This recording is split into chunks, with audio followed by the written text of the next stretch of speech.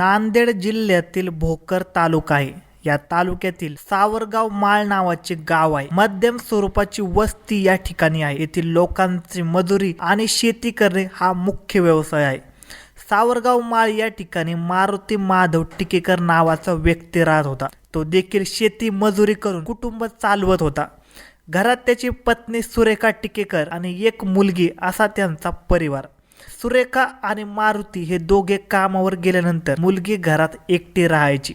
मुलीचे शिक्षण चालू होते। शिक्षणात देखील ती हुशार होती, त्यामुळे तिने खूप मोठे व्हावे अशी आई सुरेखा यांना वाटत होते।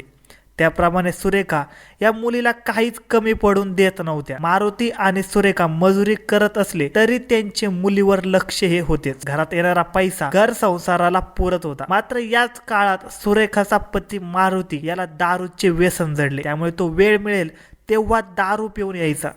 घरी आला तर तो शांत झोपून राहायचा। घरातील परिस्थिती नसताना तो दारूच्या दुकानावर पैसे उडवू लागला होता। त्यामुळे सुरेखा यांनी दारूचे व्यसन सोडून द्या असे सांगायला सुरुवात केली, पण मारुती हा काहीच समजून घेत नव्हता। काळ जसा जसा पुढे जाऊ लागला होता तो तसं मारुती याची व्यसन वाढायला सुरुवात झाली होती। दारूच्या आहारी मारुती गेल्यामुळे त्याचे कामाकडे सुद्धा दुर्लक्ष होऊ लागले होते। मारुती हा दारू पिऊन यायचा आणि घरी जाऊन झोपी जायचा। घरामध्ये मुलगी लहानाची मोठी होऊ लागली होती, त्यामुळे सुरेखा या जेव्हा कामावर जायच्या त्यावेळी इतरांना घराकडे लक्ष ठेवण्यास सांगायच्या, कारण मारुती हा मुलीला मारहाण करेल याची भीती त्यांच्या मनात होती। काही दिवसांचा कालावधी निघून गेल्यानंतर ज्या गोष्टींची सुरेखा यांना भीती होती तेच घडले। सुरेखा या शेतात कामासाठी गेल्या तेव्हा मारुती हा दारू पिऊन घरी आला। घरी आल्यानंतर त्याने मुलीला घरात एकटीला पाहिले, त्यावेळी त्याने मुलीच्या अंगावर हात टाकला। आपली बुद्धी भ्रष्ट झाल्यासारखे तो मुलीशी गैरवर्तन करू लागला। मुलगी मोठमोठ्याने ओरडू लागली, तिला खाली पाडले आणि त्याने तिचा बलात्कार केला। मुलगी वेदनेने ओरडत होती, पण मारुती हा बेधुंद झालेला होता।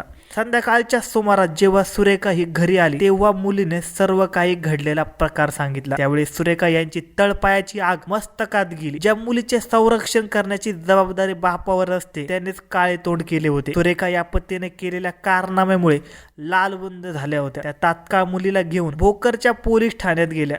सुरेखा यांनी ज्या पद्धतीने मारुतीने मुलीबरोबर केले त्याची फिर्याद दिली। PSI यांनी तात्काळ सुरेखा यांचा जबाब घेतला। त्यांच्या मुलीचे तात्काळ मेडिकल करण्यात आले तेव्हा तिच्याबरोबर गैरकृत्य झाल्याचे रिपोर्टमध्ये उघडकीस आले। पोलिसांनी तात्काळ गुन्हा दाखल करून घेतला आणि 48 तासाच्या आत मुलीचा बाप मारुती टिकेकर याच्या विरुद्ध आरोपपत्र दाखल केले। जे काही प्रकरण झाले होते आणि पत्नीने आपल्या विरुद्ध गुन्हा दाखल केला याची माहिती मारुती याला झाल्यानंतर त्याच्या तळपायाची आग मस्तकात गेली। जेवढी नशा चढलेली होती ती अंगातून उतरली होती। पोलिसांना तात्काळ आरोपी मारुती टिकेकर याला अटक केली। पोलिसांनी ज्या पद्धतीने आरोपपत्र दाखल केले होते त्यानुसार न्यायमूर्ती यांनी आरोपीस दिनांक 28 नोव्हेंबर 2019 रोजी जन्मठेपेची शिक्षा सुनावली। त्यावेळी पती जेलमध्ये जात असताना सुरेखा हिच्या चेहऱ्यावर थोडा सुद्धा पश्चाताप दिसला नाही, कारण पतीने ज्या पद्धतीने मुलीबरोबर गैरकृत्य केले होते त्याला कोठेच माफी नाही असा काहीसा विचार सुरेखा यांच्या डोक्यात होता। आयुष्यभर पतीशिवाय राहील पण असला राक्षस घरात नको म्हणून पती विरोधात साक्ष दिली। त्यामुळे आता मारुती टिकेकर याला शिक्षा झाली। तो जेलमध्ये शिक्षा भोगत होता। शिक्षा भोगत असताना मारुती टिकेकर याने हायकोर्टात या प्रकरणी अपील केले होते। हायकोर्टाने फेब्रुवारी 2025 मध्ये आरोपी मारुती टिकेकर याची निर्दोष मुक्तता केली। आता मारुती टिकेकर काहीच गुन्हा केला नसल्याचा आव्हानच होता। पत्नीच्या साक्षीमुळे मला 7 वर्षे जेलमध्ये राहावे लागले हा राग त्याच्या मनात घुमसत होता। पत्नी सुरेखा ही एकटी राहत होती, मात्र जेव्हापासून मारुतीची निर्दोष मुक्तता झाली तेव्हापासून पत्नी सुरेखा आणि मारुती हे दोघेही एकत्र राहू लागले। आतापर्यंत जे काही झाले ते सर्व विसरून जा असे म्हणून तो सुरेखा बरोबर पुन्हा संसारात गुंतला। परंतु मारुती याच्या मनात काहीतरी वेगळेच कटकारस्थान सुरू होते। पत्नी बरोबर 1 वर्ष व्यवस्थित राहिला, प्रेमाने सुरेखा बरोबर बोलू लागला, तिला बाहेर फिरायला घेऊन जाऊ लागला। त्यामुळे सुरेखा यांनी देखील मारुतीवर जो राग होता तो मनातून काढून टाकला। दोघेही आनंदात राहू लागले होते।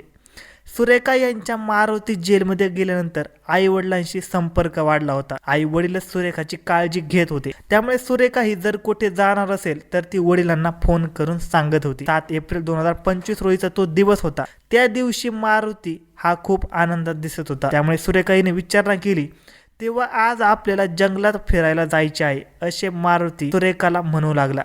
त्यावेळी सुरेखाने देखील त्याला होकार दिला. सुरेखाने होकार दिल्यानंतर मारुती हा मोटरसायकल घेऊन आला आणि दोघेही जंगलाच्या दिशेने गेले. भोकर बायपासवरील जंगलात पोहोचल्यानंतर मारुती हा सुरेखा बरोबर प्रेमाच्या गप्पा मारू लागला आणि अचानक मारुतीने सुरेखा हिच्याशी वाद घालत तुझ्यामुळे मला एवढी वर्ष जेलमध्ये राहावी लागली. तू माझी खरी बायको असती तर मला वाचवले असते असे जेव्हा मारुती बोलत होता त्यावेळेस सुरेखा घाबरली. कारण एवढी वर्ष झाली तरी मारुती याच्या डोक्यातील राग हा गेला नव्हता. पुढे काही बोलण्याच्या आतमध्ये मारुतीने सुरेखा हिचा गळा दाबला. जंगलात कोणी दिसत नव्हते त्यामुळे ओरडून काहीच उपयोग नव्हता. जोपर्यंत सुरेखाचा जीव जात नाही तोपर्यंत मारुती आणि पत्नी सुरेखाला सोडले नाही. सुरेखा हिचा मृत्यू झाल्यानंतर तिच्या अंगावरील साडी बाजूला केली आणि हा गैरप्रकार कोणीतरी दुसऱ्यानेच केला असल्याचा बनाव दिसावा म्हणून तिच्या डोक्यावर दगडाने ठेचले. त्यामुळे सुरेखा ओळखू येणार नाही याची पुरेपूर काळजी मारुती याने घेतली. त्या ठिकाणाहून तो पळून गेला. आज मुलीचा फोन कसा आला नाही म्हणून सुरेखाचे वडील तिला फोन लावत होते, मात्र सुरेखाने फोन घेतला नाही. रात्र झाली तरी फोन आला नाही. त्यामुळे सुरेखाच्या वडिलांनी पोलीस ठाणे गाठले आणि मुलगी बेपत्ता असल्याची तक्रार दिली. मुलगी बेपत्ता असल्याची तक्रार दिल्यानंतर दिनांक 26 एप्रिल 2025 रोजी पोलिसांना भोकर बायपास जंगलाच्या ठिकाणी एक सांगाडा आढळून आला. साडी बाजूला केलेली होती, अर्धवट खोपडे दिसून आली. त्यामुळे या प्रकरणी महिलेची ओळख पटविणे अवघड होते. त्यानुसार सुरेखाच्या वडिलांना मृतदेहाची ओळख पटविण्यासाठी बोलवण्यात आले. तेव्हा अंगावरील साडीवरून हा माझ्याच मुलीचा मृतदेह असल्याचे वडिलांनी सांगितले. त्यावेळी सुरेखाच्या वडिलांनी हे सर्व जावई मारुती यांनीच केले असल्याचा आरोप केला. त्यामुळे भोकर आणि नांदेड पोलिसांनी तात्काळ तपास कार्याला सुरुवात केली. त्यावेळी नांदेड येथे मारुती पोलिसांच्या नजरेस पडला. त्यांनी मारुतीला अटक करून भोकर पोलीस ठाण्यात आणले आणि मारुती टिकेकर यांनी पत्नी सुरेखा हिची हत्या केल्याची कबुली दिली. सुरेखा हिच्यामुळे मला जेलमध्ये राहावे लागले त्यामुळे सुरेखाला मारले असे मारुती पोलिसांना सांगत होता. जो गुन्हा मारुतीने केला होता तो निर्दोष त्यामधून सुटला होता. सुखी संसार सुरू झाला होता, पण मनात असलेली सूड घेण्याची भावना शांत बसून देत नव्हती. आता पुन्हा पुन्हा मारुतीवर जेलवारी करण्याची वेळ देखील आली होती. धन्यवाद मित्रांनो. चॅनलवर नवीन असाल तर नक्की सबस्क्राईब करा आणि व्हिडिओला लाईक करायला अजिबातच विसरू नका.